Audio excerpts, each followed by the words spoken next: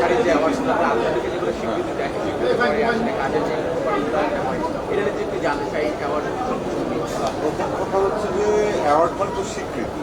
আসলে আমরা যখন যে কোনো কাজই করি না কেন আমরা স্বীকৃতি চাই সমাজে, দেশে, পরিবারে, এবং স্বীকৃতিগুলো যখন আমরা পাই তখন সেই কাজের প্রতি আমাদের একটা আলাদা আগ্রহ বাড়ে, মানে কাজের প্রতি কী বলবো যে ডেডিকেশনটা বাড়ে, যে আমার একটা দায়বদ্ধতা। যেমন আমি আমার জীবনে অসংখ্য পুরস্কার পেয়েছি, ন্যাশনাল অ্যাওয়ার্ড থেকে শুরু করে বাংলাদেশে আমার জীবন পুরস্কার পেয়েছি বা দেশের বাইরেও অনেক পুরস্কার পেয়েছি। এখন এই পুরস্কারের যে সব তাওয়াবান না, সবচেয়ে বড় পুরস্কার মানুষের ভালোবাসা। কিন্তু আবার তাৎক্ষণিকভাবে জাগতিক হিসাবে যদি বলা যায় যে এক একটা পুরস্কার যখন হাতে পেয়েছি বা এখনও কেউ যখন কোনো একটা কাজের জন্য স্বীকৃতি দেয় তখন কিন্তু মনে হয় যে না, আমার এখনও কাজ করতে হবে, কাজের প্রতি দর্শকের যে চাওয়া আছে, আগ্রহ আছে, আমার দায়িত্ব হচ্ছে সেটি পালন করা এবং দর্শকের মনোরঞ্জনের জন্য ভালো কাজ করা, সেটা দেশের জনগণ, দেশের মানুষ, সাধারণ মানুষ বা সমাজ বা পরিবার সবার জন্য। আমি এই পুরস্কারটাকে অনেকে অনেকভাবে বলে, কিন্তু আমি মনে করি যে পুরস্কারটা জীবনে দরকার আছে তাদের প্রতি আগ্রহ বাড়ানোর জন্য এবং একটা স্বীকৃতি একটা মানুষকে অনেক দূরে এগিয়ে নিয়ে যায়, তার মধ্যে অনেক স্পিড, গতি তৈরি করে। এবার যদি একটু দমের ফিরি আসলে কতটুকু দম নিয়ে আসলে এর আগে কথা করছিল আসলে অনেকে কবে জায়গায় যাচ্ছে সেটাও জানিয়েছে। সামনে আসলে দর্শকদের সবারই একটা জায়গায় বা সামনে দমটা নিয়ে সে জায়গাটা আপনি দেখেছেন প্রত্যাশার পাওয়া তো আপনার অনেক আছে।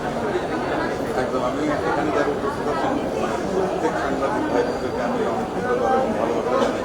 কারণ দমের যেদিন অ্যানাউন্সমেন্ট হলো, যেদিন আর কি মানে মহরত অনুষ্ঠান, সেদিন আপনাদের উপস্থিতি এবং তার পরবর্তীতে আমি 4-5 দিন ধরে সোশ্যাল মিডিয়াতে যেটা দেখলাম যে আন্তর্জাতিক প্রচার করা এবং এই যে দেশীয় গল্প, দেশের আমাদের মানে বাংলাদেশের গল্প আমাদের সময়কে, আমাদের দেশকে তুলে ধরবে আন্তর্জাতিক অঙ্গ।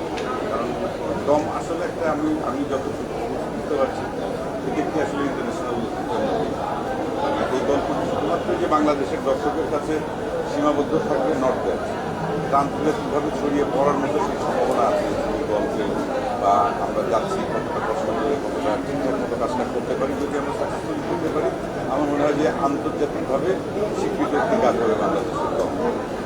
সেই জায়গা থেকে আপনাদের নিশ্চয়ই সাপোর্ট সবসময় ছিল বা ভবিষ্যতে আপনারা করবেন।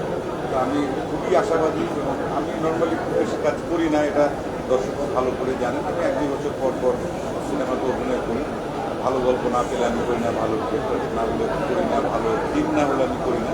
এটা হচ্ছে ব্যক্তিগতভাবে আমার নিজের রুচি বা নিজের চাওয়াটা আমি কী করতে চাই বা দর্শকের কাছে আমি কীভাবে পৌঁছাতে চাই। সেই জায়গা থেকে আমি আপনাদের মাধ্যমে দর্শকদেরকে বলতে চাই যে দম একটি ভালো সিনেমা হবে, আমরা সেটার পেছনে এখন করে পরিশ্রম করছি এবং এটা যদি সাকসেসফুল আমরা শেষ করতে পারি তাহলে তখন আপনারা সিনেমা হলে সেই ছবিটি দেখবেন, আপনাদের ভালো লাগবে এবং আপনারা আশাভঙ্গ হবেন না, একটু ভালো লাগবে।